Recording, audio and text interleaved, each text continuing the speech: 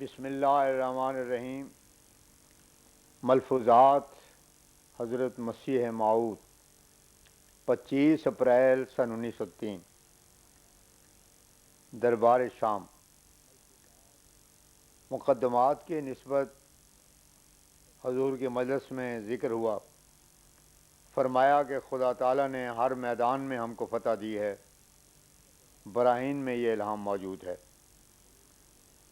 مولوی محمد حسین صاحب بٹالوی کے ذکر پہ حضرت اقدس نے فرمایا، اصل میں اگر کوئی صاف دل اور بے تعصب ہو کر ہمارے دلائل سنیں تو اس کو معلوم ہو جاوے کہ در حقیقت ہم حق پر ہیں، ہمارا ان کے اختلاف ہی کیا ہے۔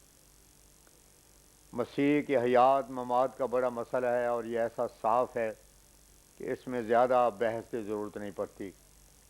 شروع سے یہ مسئلہ مختلف فی رہا ہے اور وفات مسیح اکثر اکابران ملت کا مذہب ہے، صحابہ کا یہی مذہب تھا۔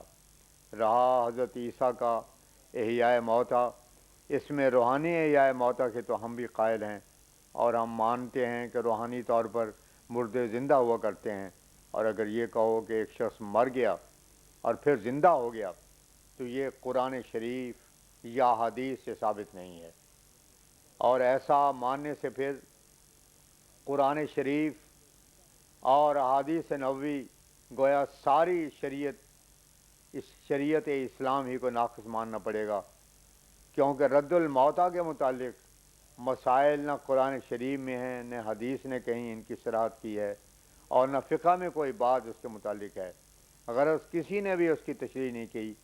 اس طرح پر یہ مسئلہ بھی صاف ہے۔ پھر ان کا جانور بنانا ہے، سو اس میں بھی ہم اس بات کے تو قائل ہیں کہ روحانی طور سے معجزہ کے طور پر درخت بھی ناچنے لگ جاوے تو ممکن ہے، مگر یہ کہ انہوں نے چڑیاں بنا دیں اور انڈے بچے دے دیے، اس کے ہم قائل نہیں ہیں، اور نہ قرآن شریف سے ایسا ثابت ہے۔ ہم کیا کریں؟ ہم اس طور پر ان باتوں کو مان ہی نہیں سکتے جس طرح پر ہمارے مخالف کہتے ہیں، کیونکہ قرآن شریف صریح اس کے خلاف ہے اور وہ ہماری تائید میں کھڑا ہے، اور دوسری طرف بار بار کثرت کے ساتھ ہمیں الہام الہی کہتا ہے، قل عندی شہادت من اللہ فہل انتم مومنون، قل عندی شہادت من اللہ فہل انتم مسلمون۔ اب ان الہامات کے بعد ہم اور کس کی بات سنیں؟ اور وہ کون ہے جس کی آواز خدا تعالیٰ کی ان آوازوں کے بعد ہمارے دل کو لے سکے؟ مولوی محمد حسین صاحب نے تو خود لکھ دیا ہے کہ اہل کشف اور ولی الہام کے روح سے احادیث کی صحت کا لیتے ہیں۔ بعض احادیث ائمہ اہل حدیث کے نزدیک موضوع ہوتی ہیں، اور اہل کشف بدریہ کشف ان کو صحیح قرار دیتے ہیں اور وہ حق پر ہوتے ہیں۔ اب وہ خود ہی بتاویں کہ ہم کیا کریں؟ کیا ہم خدا تعالیٰ کے الہام کو مانیں یا کسی دوسرے کے قیل و قال کو؟ برائن احمدیہ موجود ہے اور وہ دشمنوں دوستوں سب کے ہاتھ میں ہے۔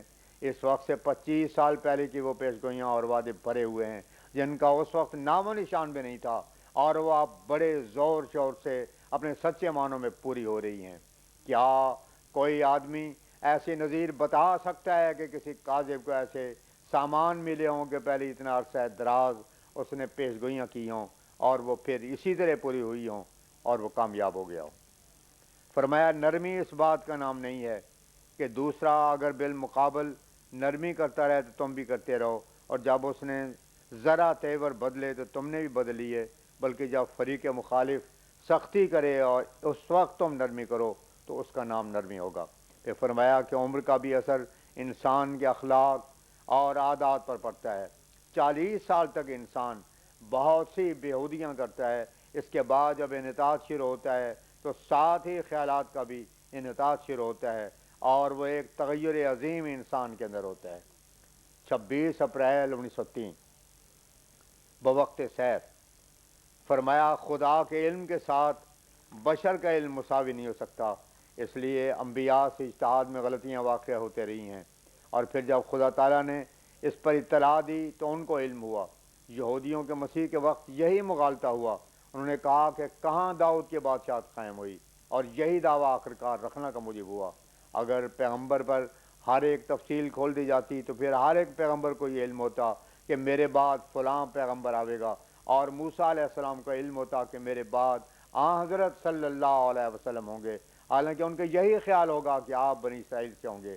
اسی طرح آئندہ کے امور بعض وقت ایک نبی پر منکشف کیے جاتے ہیں مگر تفصیلی علم نہیں دیا جاتا، پھر جب ان کا وہ وقت آتا ہے تو خود بخود حقیقت کھل جاتی ہے۔ ہم کہتے ہیں کہ حضرت صلی اللہ علیہ وسلم جو حکم ہو کر آئے تھے تو کیا آپ نے یہود کی کل باتیں تسلیم کر لی تھیں؟ مجلس قبل عشاء۔ ایک مقام کے چند ایک احباب آریوں کے ایک ایسے جلسے میں گئے تھے جہاں حضرت صلی اللہ علیہ وسلم اور آپ کی پاک تعلیم پر ناجائز اور فوج سے بھرے ہوئے نامعقول حملے ہو رہے تھے۔ اس پر حضرت اقدس مسیح موعود علیہ السلام نے ناراضگی کا اظہار کیا اور فرمایا، یہ لوگ ایسے محفلوں میں کیوں جاتے ہیں، اور جب ایسے ذکر اذکار شروع ہوں تو کیوں نہیں اٹھ کر چلے جاتے؟ ہماری رائے میں ہمارے احباب کو یہ طریق اختیار کرنا چاہیے کہ اپنی ہفتہ وار کمیٹی میں ایسی باتوں کی تردید کیا کریں اور بذریعہ اشتہار ان تمام لوگوں کو مدعو کیا کریں جو کہ اعتراض کرتے ہیں۔ یہ طریق نہایت امن اور عمدہ تبلیغ حق کا ہے اور غیرت دینی کے بہت اقرب ہے۔ ایک شخص کی طرف سے یہ سوال پیش ہوا کہ مرزا صاحب اپنی تصنیفات میں کہیں نبوت کی نفی کرتے ہیں اور کہیں جواز۔ اس پہ فرمایا، یہ اس کی غلطی ہے۔ ہم اگر نبی کا لفظ اپنے متعلق استعمال کرتے ہیں تو ہم ہمیشہ وہ مفہوم لیتے ہیں جو کہ ختم نبوت کا مخل نہیں ہے، اور جب اس کی نفی کرتے ہیں تو وہ معنی مراد ہوتے ہیں جو ختم نبوت کے مخل ہیں۔ طلاق پر آریوں کے اعتراض سن کر حضرت اقدس نے فرمایا، اگر طلاق ایسا امر ہوتا جو کہ کانشنس کے خلاف ہے تو پھر دیگر اقوام بھی اسے بجا نہ لاتی، لیکن ہم دیکھتے ہیں کہ کوئی بھی ایسی قوم نہیں ہے جو ضرورت کے وقت عورت کو طلاق نہ دیتی ہو۔ لیکن اگر نیوگ بھی ایسا ہی ہے تو آریوں کو چاہیے کہ اپنی قوم کے معزز اور برگزیدہ کئی سو ممبر انتخاب کریں کہ جن کی اولاد نہ ہو، اور پھر وہ اپنی عورتوں سے نیوگ کراویں اور شائع کریں کہ فلاں فلاں صاحب سے اپنی عورت سے نیوگ کرواتے ہیں۔ جب تک وہ یہ نمونہ نہ دکھلاویں تب تک بحث فضول ہے، اور جب وہ ایسا کریں تو پھر ہم ان پر کچھ افسوس نہ ہوگا۔ ہمارا اعتراض اس وقت تک ہے جب تک وہ اسے عملی طور پر قوم میں نہیں دکھلاتے۔ اسی طرح اگر وہ بالمقابل چاہیں تو ہم اہل اسلام کے رؤساء اور معزز لوگوں کی ایسی فہرست تیار کر دیں گے جنہوں نے معقول وجوہات پر اپنی بیویوں کو طلاق دی ہے۔ احمدی جماعت میں سے ایک صاحب نے اپنی عورت کو طلاق دی۔ عورت کے رشتہ داروں نے حضرت کی خدمت میں شکایت کی کہ بے وجہ اور بے سبب طلاق دی گئی ہے۔ مرد کے بیان سے یہ بات پائی گئی کہ اگر اسے کوئی سزا ہی کیوں نہ دی جاوے مگر وہ اس عورت کو بسانے پر ہرگز آمادہ نہیں ہے۔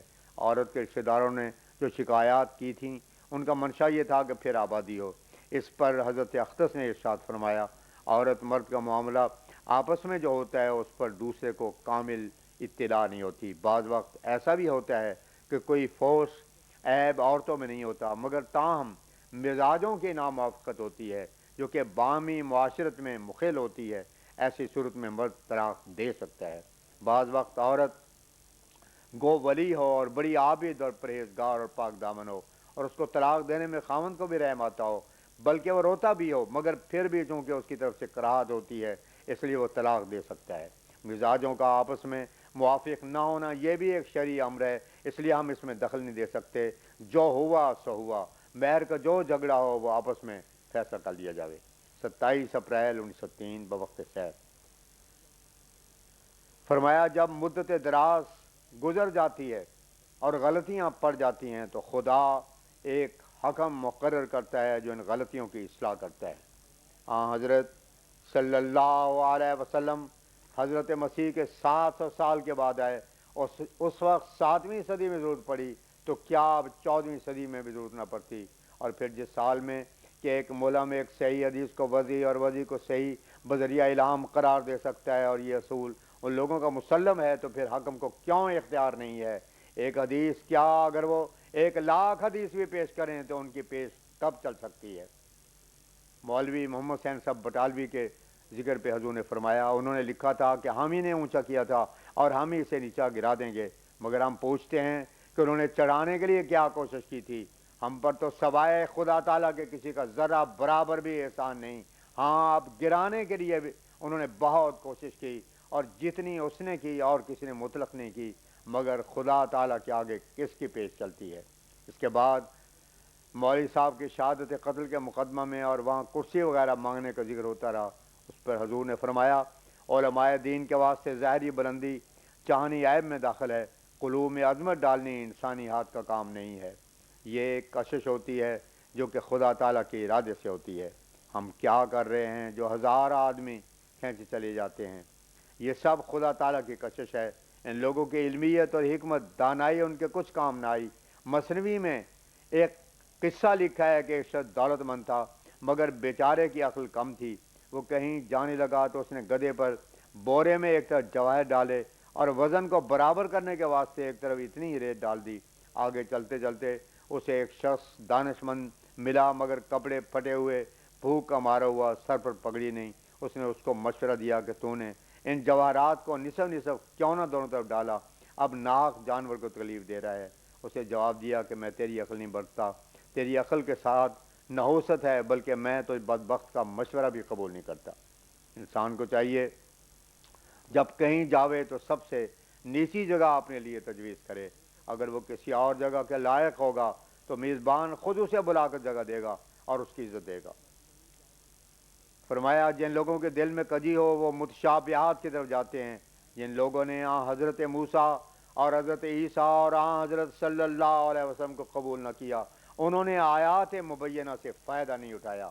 حضرت موسیٰ علیہ السلام نے ایک حبشی عورت سے نکاح کیا تو لوگوں نے یہ اعتراض کیا کہ اگر یہ من جانب اللہ ہوتا تو حبشن سے نکاح نہ کرتا۔ اس ذرا سی بات پر ان کے تمام معجزات کو نظر انداز کر دیا۔